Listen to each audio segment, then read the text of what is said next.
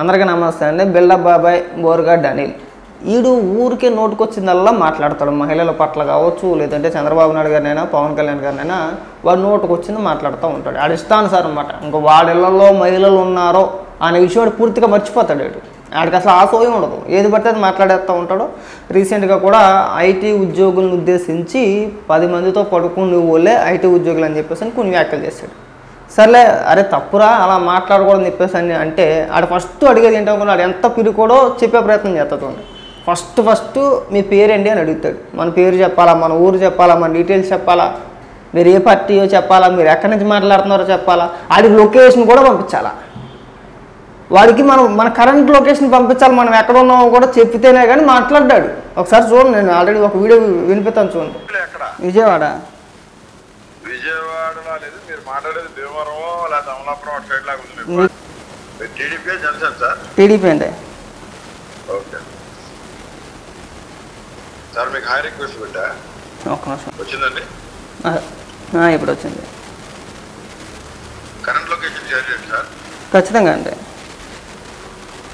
Current location share చేస్తాను. ఎక్కడున్నారు sir విజయవాడలో? కరెంట్ లొకేషన్ షేర్ చేసిన తర్వాత ఇంకెక్కడున్నారంటే ఇంకేం అడుగుతామండి. అడంత పిరుకోడు. చూశారు కదా ఫస్ట్ మన పేరు చెప్పాలా, మన అడ్రస్ చెప్పాలా.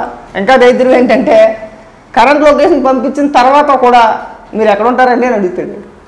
ఒరే కరెంట్ లొకేషన్ పంపించమన్నావురా, కరెంట్ లొకేషన్ పంపించాను నీకు ఆల్రెడీ అన్నా సరే, మళ్ళీ మీరు ఎక్కడ ఉన్నారని అడుగుతాడు. ఊరికే సొలు మాటలో సొలు ప్రగల్భాలు. ఇది ఓల్ని ఎవరైతే భయపడతారో అంటే ఫోన్ చేసి మాట్లాడినప్పుడు ఫస్ట్ అది చెప్పే సొల్లు పురాణం అంతా చెప్తాడు. ఒక 10 నిమిషాలు 15 నిమిషాలు చెప్తాడు. ఎప్పుడైతే మనం మాట్లాడడం స్టార్ట్ చేసావో వాడు మాట్లాడడం అయిపోద్ది. ఒక 20 నిమిషాలు 15 నిమిషాలు మాట్లాడతాడు. వాడు మాట్లాడి వాడికి చిరాకు వచ్చి అయిపోయిన తర్వాత ఎప్పుడైతే మనం మాట్లాడడం స్టార్ట్ చేస్తావో అప్పుడు ఇప్పుడు దాకా నేను ఎందుకు మాట్లాడాను అనుకున్నాను నీతోటి, ఇప్పుడు దాకా నీ మాట్లాడిన కూడా సిఐడి డీజీపీ రికార్డ్ చేస్తున్నారు, వాళ్ళందరూ వింటున్నారు, సిఐడి ఆఫీసర్లు వింటున్నారు, రేపు పొద్దున్నే నేను అరెస్ట్ చేస్తావు, రేపు పొద్దున్నే నీ ఇంటికి వచ్చేస్తావు అంటాడు. ఈ చిన్నపిల్లలను బెదిరిస్తారు కదా. నువ్వు కానీ స్కూల్కి వెళ్ళకపోతే బూచుడు ఎత్తుకెళ్ళిపోతాడో, లేదంటే అది చేయకపోతే బూచుడు ఎత్తి ఇలా చిన్నపిల్లలను బెదిరిస్తాం కదా, అలా బెదిరిస్తారు. పాపం నిజంగా తెలియని కార్యకర్తలు ఎవరైనా ఉంటారు కదా పాపం, వీటి గురించి పూర్తిగా తెలియదుగా. వీడేది ఎవడో పెద్ద ఈయన ఏంటంటే ఓ రేంజ్లో ఊహించుకునే వాళ్ళు కొంతమంది ఉంటారు. వీడు ఫోన్ చేయగానే అవి ఈ యాదవతో మనకి ఎందుకు లేని చెప్పి అనుకునే వాళ్ళు కొంతమంది ఉంటారు. వీడి సిఐడి రికార్డ్ అవుతుంది, ట్రేజ్ అవుతుంది, నాకు తెలియక అడుగుతా అమ్మ నా కూతురు మాట్లాడేవాడు వెనక సిఐడి గిట్ట ఉంటుందంటే ఎవడన్నా నమ్ముతాడా? ఫస్ట్ ఒకవేళ నిజంగా కనుక వీడికి అంత పరిచయం ఉంటే ఫస్ట్ ఈయన తీసుకెళ్ళి బొక్కలేస్తారు. వీడు మాట్లాడే రోతకి మళ్ళీ వ్యవస్థలను తీసుకొస్తున్నాడు. అది దరిద్రం ఇక్కడ. సరే, దానికి కూడా మనం భయపడవసరలా. ఒరే సిఐడి ఏం నీ ఇంట్లో వ్యవస్థ కాదు, లేదంటే నువ్వు చెప్పిన మాట చేయడానికి ఒకవేళ అంతగా అయినా కానీ ఫస్ట్ నిన్నే వేయాలని చెప్పి మాట్లాడేమనుకోం మనం. ఇంకా అడిగి బీపీ రేజ్ అయిపోతుంది. అడిగి బీపీ రేజ్ అయిపోయి డామ్ డూమ్ దాకారం ఇంకా నా అంత మొగోళ్ళు లేడు, నా అంత వీరులు లేడు అని చెప్పేసి అంటాడు. సరే, దానికి మాట్లాడిన దానికి కూడా మనం కౌంటర్ గట్టిగా మాట్లాడామనుకోండి, అంతే అయిపోయింది అక్కడితో. ఎప్పుడైతే మనం గట్టిగా మాట్లాడేమో ఒక్క పాయింట్ అని అడిగామో సమాధానం చెప్పలేడు ఎదవాడు. సమాధానం చెప్పే ఓపిక దగ్గర ఉండదు, చెప్పలేడు. ఉత్తి పిరికి సన్నాసి. ఎంత పిరికోడంటే ఎమ్మటే నెంబర్ బ్లాక్ చేసేస్తాడు. నెంబర్ బ్లాక్ చేసి పెద్ద వీడియోలో మళ్ళీ వాట్సాప్లో మెసేజ్ పెట్టేస్తాడు. మళ్ళీ మనం రిప్లై ఇచ్చే లోపు దాన్ని కూడా బ్లాక్ చేస్తాడు. అక్కడ కూడా వాట్సాప్లో కూడా బ్లాక్ చేసుకుంటాడు. అంతే. కాబట్టి ఏంటంటే బోరుగడ్డ అనిల్ అనేవాడిని సీరియస్గా తీసుకోమాకండి. ఒకవేళ ఎవరికైనా ఫోన్ చేసి బెదిరించే ప్రయత్నం చేసినా కానీ ఎక్కడా తక్కువద్దు, బొచ్చు పీకేది ఏం ఉండదు. వాళ్ళు వెనకాల పట్టుమని 10 మంది కూడా ఉండరు.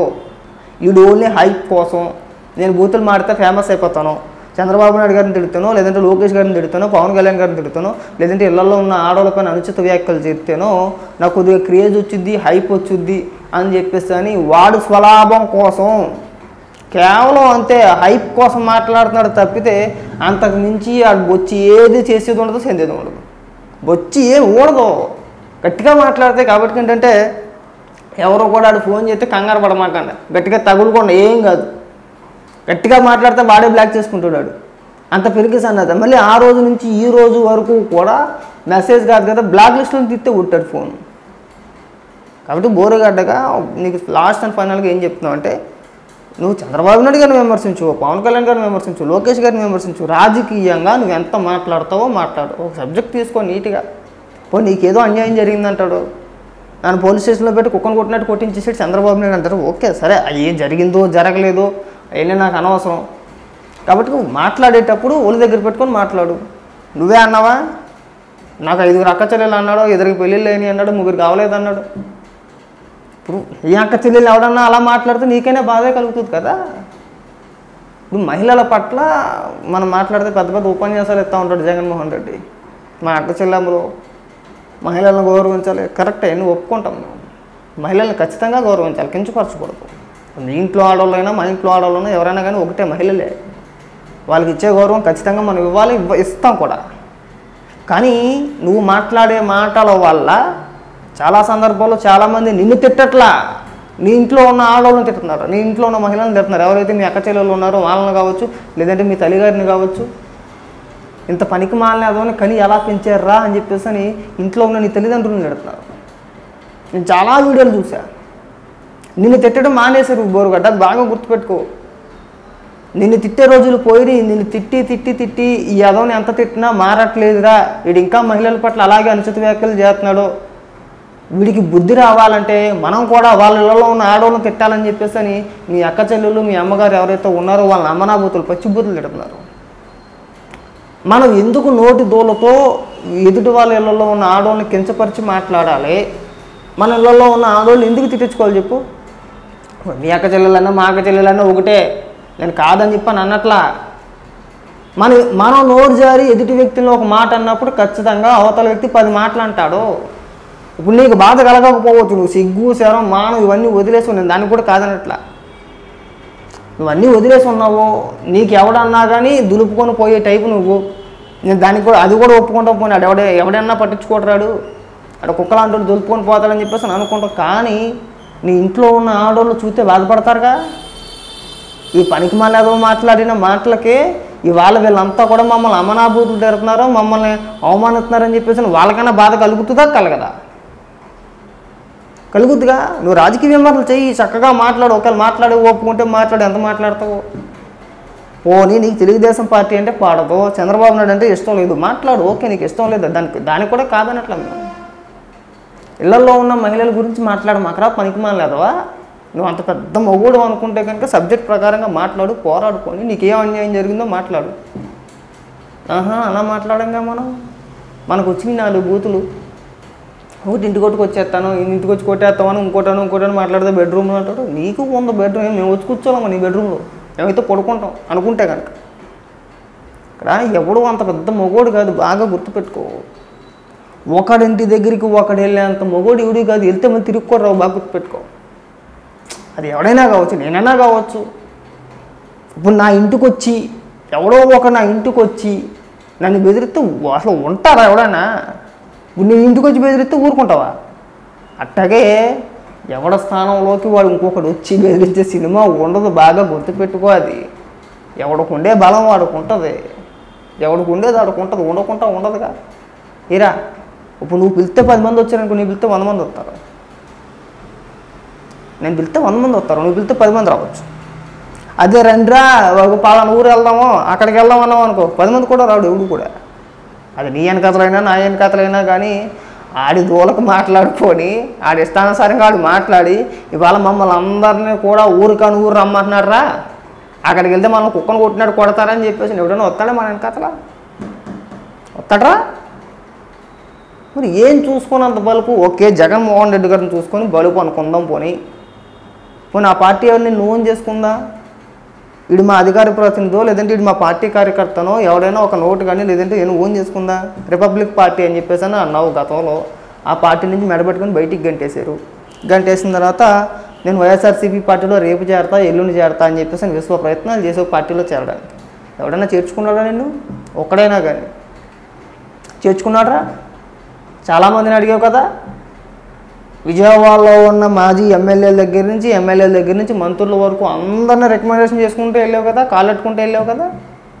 ఒక్కడైనా కానీ సరే బోరిగడ్డ అనిల్ రా, నేను తీసుకెళ్తాం, మాట్లాడతాం, జగన్మోహన్ రెడ్డి గారి సమక్షంలో నేను మా పార్టీలో చేర్చుకుంటాం అని చెప్పేసి నిన్నటి ఒకడు అన్నారా? అది మన విలువ. కాకపోతే ఏంటంటే నువ్వు ఇబ్బంది పడతావు. మేము చెప్పేది అదే, ఒరే నువ్వు రేపు అన్న రోజు ఇబ్బంది పడతావు, ఇన్ని మాటలు మాట్లాడుతున్నావు, మాట్లాడితే ఇళ్లలో ఉన్న ఆడవాళ్ళ గురించే మాట్లాడతాము. ప్రభుత్వాలు ఎప్పుడు కూడా జగన్మోహన్ రెడ్డి ప్రభుత్వమే ఉండదు, ప్రభుత్వాలు ఎప్పుడు మనకు అనుకూలంగా ఉండవు. వన్స్ ఒక్కసారి తెలుగుదేశం పార్టీ అధికారంలోకి వస్తే కనుక నువ్వు చాలా ఇబ్బంది పడతావు. నువ్వు మాట్లాడిన మాటలు చిన్న మాటలు కాదు, నువ్వు చాలా పెద్ద పెద్ద మాటలు మాట్లాడుతున్నావు. రేపొద్దున నీ జీవితం నాశనం అయిపోద్ది. నేను నమ్ముకోనున్నా ఎవరైతే ఇంకా 3 చెల్లెలకి పెళ్ళిళ్ళు అవ్వలేదని చెప్పేసి నువ్వే అన్నావు. మీ అమ్మగారు కావచ్చు, మీ నాన్నగారు కావచ్చు, లేదంటే మీ కుటుంబ సభ్యులు కావచ్చు, నీ వెనకాతల ఆడపిల్లలు ఉన్నారు. అది బాగా గుర్తుపెట్టుకో, అన్యాయం అయిపోతారు. ఇవాళ ఉన్నంత ఈజీగా ఉండదు. మాట్లాడితే వీడు 300 కోట్ల రూపాయలు ఆశపడాడు అంటే నాకు అది పెద్ద కామెడీ. 300 కోట్ల రూపాయలు 400 కోట్ల రూపాయలు నేను ఆశపడను అంటాడు. అంత ఆశపడు మీ బూతులు ఏంట్రా అని చెప్పేసి నేను మాట్లాడితే లా చదువుకున్నాను అంటాడు. నేను సుప్రీంకోర్టు లాయర్ని అంటాడు. సుప్రీంకోర్టు లాయర్ అంటాడు మళ్ళీ. నేను అంటే వినేవాడు ఉంటే ఎంతన్నా మాట్లాడతాడు. ఫైనల్గా బోరుగడ్డ అని ఇలా అనేవాడు ఒక జోకర్ గాడు. అసలు ఎవరో పోయి కూడా అసలు అది పీకేది ఉండదు, సచ్చేది ఉండదు, ఒత్తి పోసుబోలు మాటలు అంతే. ఫోన్లోనే మాట్లాడతాడు. ఫోన్లోనే ఆ డైరత్వం అంతా కూడా ఎక్కడో దొంగకొని స్టూడియోలో మినహాయించి వాడికి గట్టిగా 10 మంది ఫోన్ చేసినా వాడు కొంత మీద గట్టిగా 10 మంది వెళ్ళినా కానీ పారిపోయి నేను ఇంట్లో లేనని చెప్పించే రకం వాడు. మనం గతంలో కూడా చూసాము. తెలుగుదేశం కార్యకర్తలు 10 మంది ఇంటికి వెళ్తాడు. ఇంటి మీదకి వెళ్తే అది వెనకదారి నుంచి పారిపోయి నేను లేనని చెప్పించాడు. అంత ఎదవాడు. అది అక్కడే ఉన్నాడు, చుట్టుపక్కలే ఉన్నాడు. ఉండి కూడా లేను అని చెప్పించి ఇలాంటి వాళ్ళ గురించి ఎవరు కూడా పెద్ద పట్టించుకోవాల్సి లేదు. మనం కూడా పట్టించుకోవద్దు కూడా.